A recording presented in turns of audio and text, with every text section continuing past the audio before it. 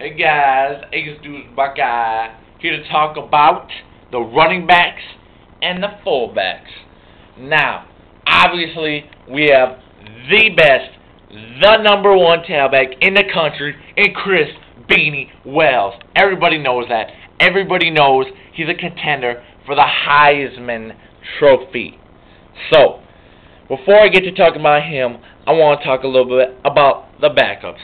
Now, the number one backup to Chris Wells this year is not Maurice Wells. It's Mr. Brandon Sane. Okay?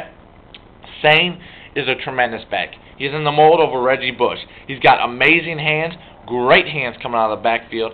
Can make those catches. We saw that in the national championship game at its greatest point. But that was just a small little taste, folks. Just a small little taste of what this guy can do. He is phenomenal. He had a bunch of receiving yards coming out of high school, as well as tons and tons of rushing yardage. There's a great video on YouTube showing what this boy can do, and I can't wait to see what he can do this year. I think he's going to have a phenomenal season. I really do. He's going to be coming in a lot in that pony formation. Watch out for that. The pony formation, the two-back set that Ohio State has added to their offense to make it a little more dynamic and test the defense a little bit better. So it's going to be great. I can't wait to see what kind of production he's going to give Ohio State this year coming out of the backfield. He's going to be great. You know, with Chris Wells being the starter and Brandon Sane being such a talented backup, it almost hurts, you know, because you can have him as a starter anywhere else in the country. I guarantee it. Except maybe USC and Wisconsin.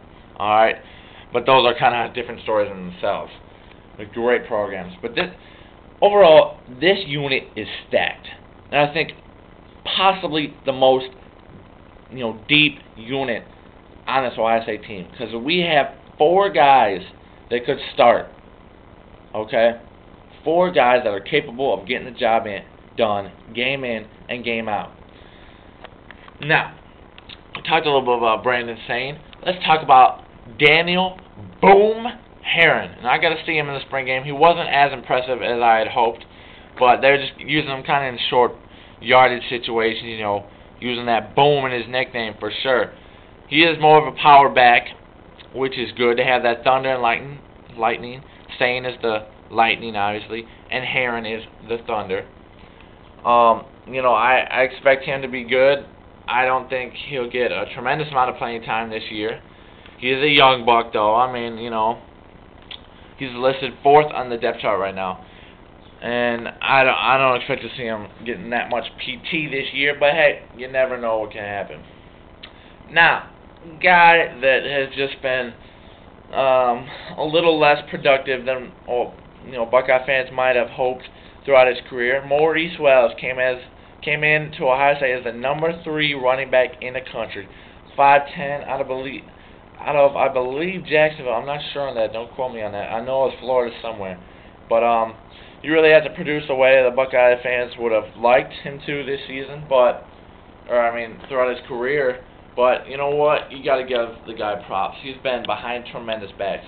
Maurice Clarett has been behind Chris Wells, obviously, Antonio Pittman. So he's been at Ohio State with some great running backs. So you can't really discount him for that. But anyway, let's talk about the big guy. The guy everybody wants to talk about this year. That's right, Beanie Wells, the Heisman contender. Everybody knows he has a legitimate shot at winning the Heisman. Now, last year, he ran for 1,609 yards while having a busted ankle and a broken wrist.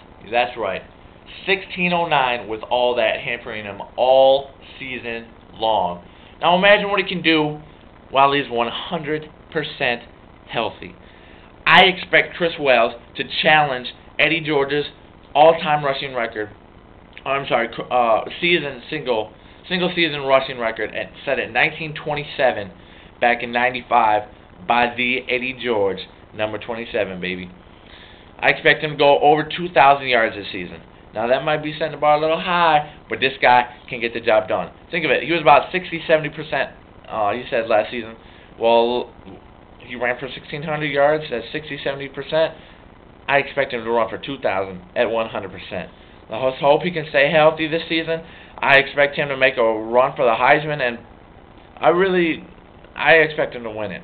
If he can go over 2,000 yards, Chris Beanie Wells will be the Heisman Trophy winner. So, it's a great group. Running backs, now let's talk a little bit about fullbacks. Now, this is the only weak spot on the offense, alright? If I had to pick out one position where we're just not solid at, it's fullback, okay? Now, we have a couple guys that could play fullback, alright? One of them is Aram Olsen. He is a true fullback, but I believe he is a true freshman as well. So, that's kind of interesting. He might be a sophomore. Actually, no, I think he is a sophomore. But he is not exactly stud. He obviously does not have experience. Ohio State doesn't use their fullbacks that much anyway. They don't give them the rock ever. They just use them to block, obviously, and create holes. And whoever the offensive line can't pick up, fullback is there to blast them and mess them up. And give Chris Wells the touchdown and spring him for the big run. So it could be Aram Olsen. It also could be Ryan Lukens, maybe. Also, a guy they've been looking at is Curtis Terry, once linebacker, still projected as a possible starter for the linebacking spot. But also they wanted to move to fullback a little bit as well and give him reps. Now he played in the spring game and had a punishing block on a defender. And so it's great to see the competition there, and we'll see what happens at fullback, but it's not that important, you know. Obviously, the O-line's going to be great. They're going to be opening up the holes. If Curtis Terry can just be average, then that'll be all right. Because we got the backs that can spring their runs for big runs. So, fullback is not a huge position for us. We're set at running back and fullback. We'll be back with the quarterback later.